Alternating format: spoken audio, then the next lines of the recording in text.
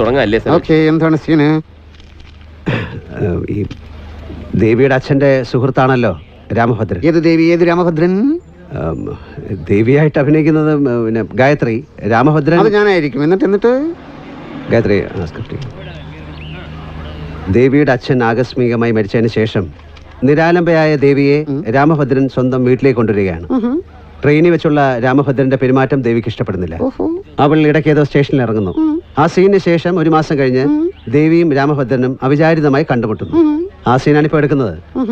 രാമഭദ്രൻ അന്നത്തെ സംഭവത്തില് ദേവിയോട് മാപ്പ് ചോദിക്കുകയാണ്. ഞാൻ മാപ്പ് ചോദിക്കാനോ? അത് ഇത്തിരി പോകുന്ന ഒരു പെണ്ണിനോട്?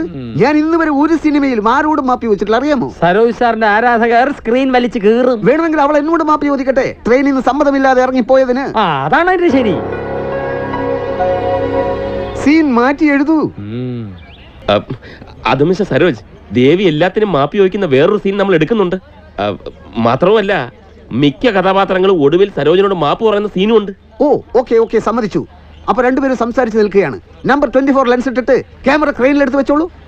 ക്യാമറ ട്രാക്ക് ആൻഡ് ട്രോളിയിലാണ്. ആരോട് ചോദിച്ചിട്ട്? സാറിന്റെ എല്ലാ പടത്തിലും സാറാണ് ക്യാമറ വെക്കുന്നത്. ഞാനാണല്ലോ ഈ പടം സംവിധാനം ചെയ്യുന്നത്. ഞാൻ ഉദ്ദേശിച്ചത്. താൻ എന്തിനു ഉദ്ദേശിക്കുന്നു? കേരളത്തിലെ 3.5 കോടി ജനങ്ങൾ എന്റെ പടം കാണാൻ വരുന്നത് എന്നെ കാണാനാണ്. ആർക്കറിയാം ഉദയഭാനു എന്ന് പറയുന്ന സംവിധായകനെ? ക്യാമറ ക്രെയിനിലെടുത്ത് വെക്കൂ. അല്ല, എന്താണെന്നറിയോ മിസ്റ്റർ സരോജ്, ഈ സീനിന് മുമ്പ് വരുന്ന 2 സീനുകളിലും ക്യാമറ മുഴുവൻ സമയം ക്രെയിന്റെ മേളില. അപ്പൊ അതുകൊണ്ടാ ഈ സീനില്. ആണോ? അതാദ്യം പറയണ്ടേ?